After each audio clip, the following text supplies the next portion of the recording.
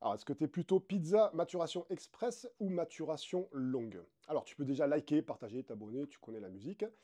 Et je vais te poser juste une question. Est-ce que tu es plutôt Beaujolais nouveau ou Vaqueras Châteauneuf-du-Pape? On est bien d'accord, le Beaujolais nouveau, tu le gardes pour déboucher les éviers, et encore.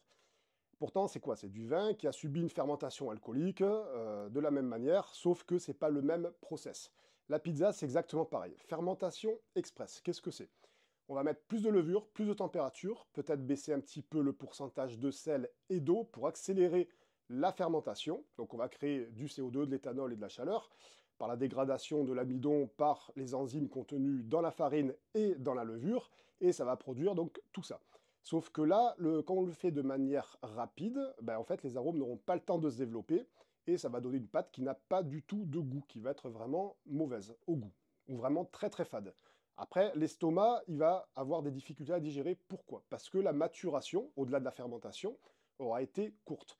La maturation, qu'est-ce que c'est? C'est les protéases contenues dans la farine qui vont désintégrer, enfin s'attaquer au réseau de gluten pour le rendre moins élastique et surtout plus digeste. Donc on va gagner en légèreté et en digestibilité. Donc ton estomac, il va te dire merci si tu choisis de la maturation longue. Ou alors si tu as un estomac en béton, tant mieux pour toi, moi c'est pas le cas et je te conseille vraiment de faire gaffe.